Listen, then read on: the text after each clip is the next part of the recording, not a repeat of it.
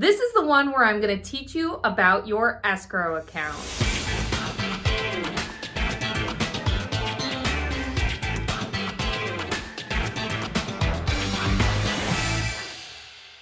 Okay, so back in the day when people wanted to make things more complicated than they needed to be, they coined the term for escrow. Escrow is simply a name for holding something aside for later. So you can think of an escrow account like a bucket. How I explain it to clients is, when you close, you are going to make initial deposits into that escrow account. That means that the settlement agent is going to collect money towards your taxes and insurance and put it in that bucket, so that way it's there for later. So let's say you live in New York State and your taxes are $4,000 a year. You're going to put approximately $4,000 into that bucket at closing, and that bucket is going to be used to pay any tax bills going forward. So once you close, the escrow tax bucket gets filled, and then every month part of your payment, assuming you elected for escrow, is going to go into that bucket. So picture it like this. We put the money into the escrow bucket at closing. The money for any taxes due at closing gets poured out, and then the tax bucket gets replenished that next month, and then the following month. So basically, we are making sure that there's always enough money in that account to pay your taxes and your insurance. So really, escrow is not too complicated at all. A lot of people will say, well, I don't want the bank to do my escrow. Okay, for me personally, I prefer escrow because it's one less bill for me to have to worry about paying. Here at Movement Mortgage, we intend to service our loans. So that means if you have any issues with your escrow accounts, I'm going to be your main point of contact in order to find a resolution. Escrow is really excellent for making sure your bills get paid on time and in an appropriate fashion. Escrow gets thrown around a lot in other aspects of the home buying process.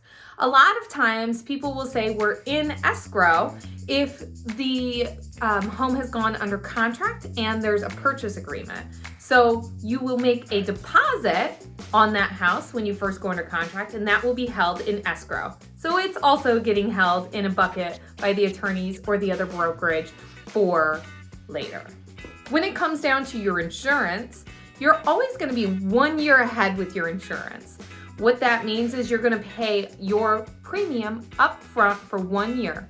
Usually a few days before closing or at the closing table, you will pay for that 1 year premium. Then, since you're always a year ahead in your insurance, every month part of your payment will go into your insurance escrow bucket for next year when your bill comes due, and then we will pay it for you from there. If you choose to waive your escrow, that is a potential option depending on your loan product. However, you have to make sure that you can save enough money every month to make sure that your school and property tax bills get paid on time and in a timely fashion. You don't want to be making your tax payments late. Let's say you pay off the house or you sell the house. You'll likely still have some money left over in that escrow account because you're always a little bit ahead there. Once you pay off the house or sell the house, the bank is required to send you and disperse to you your escrow money in a timely fashion. So you can expect to receive a check after you close on the sale of your home.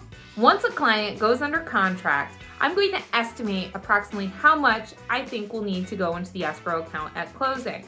That number can fluctuate on closing day from my initial estimate, because again, I'm estimating, depending on what the actual final tax bills are, when taxes are due, what day of the month that we close. So whenever I'm estimating, remember, it is an estimate, although I do it a lot, so I'm pretty good at those numbers.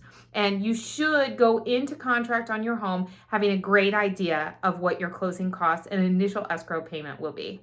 Another way that escrow can be used in the mortgage process is, let's say that you're buying a home that has a repair that needs to be done before the bank can close. So, for example, let's say that there's a bunch of chipping and peeling paint on the outside of the house, and the appraiser said that that needs to be repaired.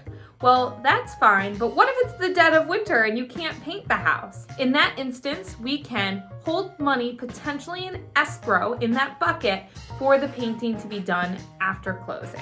So that is another way that escrow can be used in the mortgage process. I hope this helps. If you have any questions about how escrow works, I am happy to help. Feel free to reach out anytime.